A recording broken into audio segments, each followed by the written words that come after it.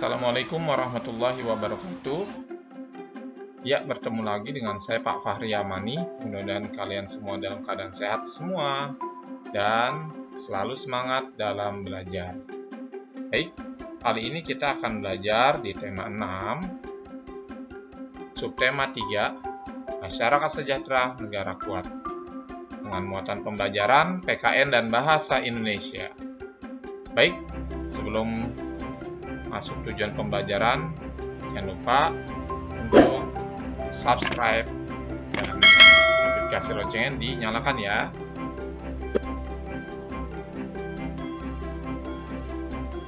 Untuk tujuan pembelajaran kali ini, melalui video, siswa dapat mengidentifikasi pelaksanaan tanggung jawab di rumah dengan benar, dan melalui teks, siswa dapat menentukan kalimat utama dan gagasan utama dengan tepat. Baik, kita langsung saja pada penguatan PPKN-nya. Apa itu tanggung jawab? Tanggung jawab adalah keadaan di mana wajib menanggung segala sesuatu atau menanggung akibatnya. Ini menurut Kamus Besar Bahasa Indonesia. Nah, jika kita diberikan kewajiban dan dilaksanakan dengan sungguh-sungguh serta ikhlas, maka kita berarti sudah melaksanakan dengan penuh tanggung jawab. Nah, contoh tanggung jawab itu banyak, tapi kita tidak usah jauh-jauh. Contoh tanggung jawab diri kita di rumah, misalkan kita sebagai anak berkewajiban membantu orang tua, contohnya membersihkan halaman rumah atau yang lainnya. Maka tanggung jawabnya adalah mengerjakannya dengan hati yang ikhlas. Nah, sebelumnya kita lihat video pembelajaran tentang tanggung jawab berikut ini. Yuk, disimak. Tanggung jawab.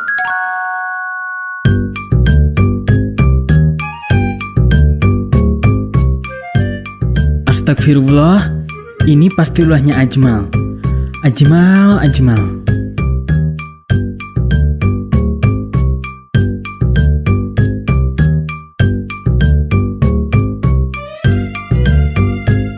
Ajmal, sini.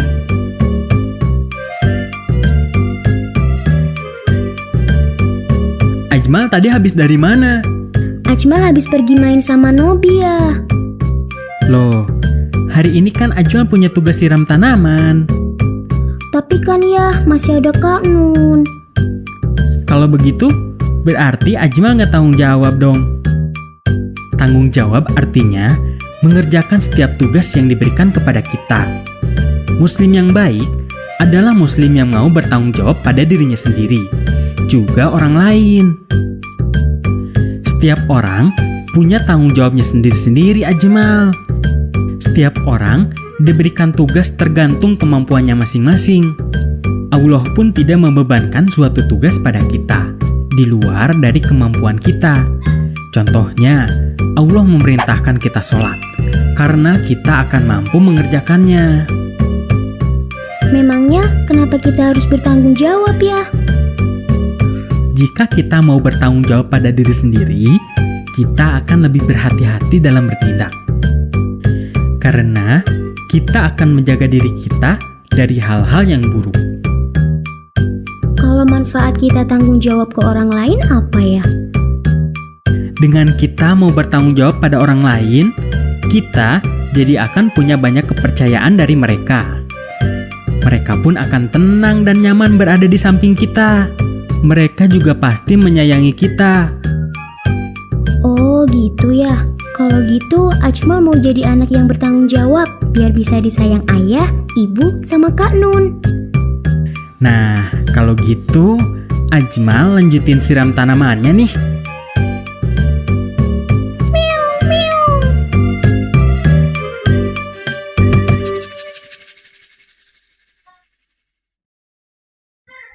Baik, bagaimana? Seru kan video pembelajaran tadi? Nah, setelah kalian menonton video tersebut, maka sebagai evaluasi jawablah pertanyaan berikut ini.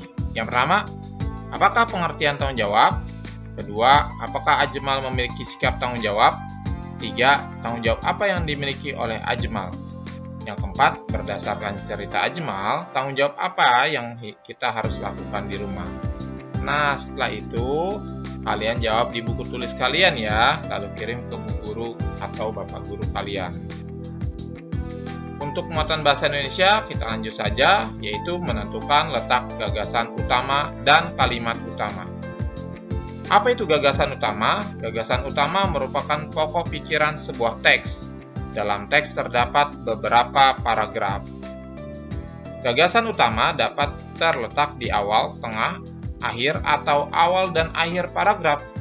Kita dapat menemukan gagasan utama dalam kalimat utama. Kalimat utama merupakan kalimat inti dalam sebuah paragraf. Nah, seperti itu ya. Kita dapat menemukan gagasan utama dalam sebuah paragraf dengan membaca teks tersebut secara keseluruhan. Dengan membaca keseluruhan teks, kita dapat menentukan kata kunci teks tersebut. Sebelumnya kita pahami dulu kalimat utama. Kalimat utama jika di awal paragraf disebut deduktif, sedangkan jika di akhir paragraf disebut induktif. Yuk kita lihat contoh seperti apa sih menemukan gagasan utama dan kalimat utama. Nah, pada teks berikut ini kita bisa cermati judulnya mematuhi peraturan di sekolah. Ya. Ada beberapa paragraf. Ada berapa? Ya, betul, ada 3 paragraf. Nah, saya akan membahas satu paragraf aja di paragraf pertama. Seperti apa kita menentukan kalimat utama dan gagasan utama? Ya, bagaimana kita menentukan kalimat utama pada paragraf yang pertama tadi? Nah, kita lihat dulu dalam satu paragraf yang disebut kalimat utama tadi adalah kalimat inti dan berikutnya adalah penjelasnya. Nah, pada umumnya kalimat utama ada di awal atau di akhir. Kita lihat dulu di sini ya. Kita bisa lihat di kalimat pertama ini, ternyata seperti kita ketahui, setiap warga negara memiliki kewajiban, hak, dan tanggung jawab. Demikian juga pelajar memiliki kewajiban, hak, dan tanggung jawab. Nah, ini kalimat kedua maupun kalimat ketiga ini menjelaskan dari kalimat pertama. Menjelaskan bahwa setiap warga negara memiliki kewajiban, hak, dan tanggung jawab. Demikian juga pelajar ini berarti pelajar adalah bagian dari warga negara. Ya, jadi kesimpulannya kalimat utamanya terletak di awal paragraf.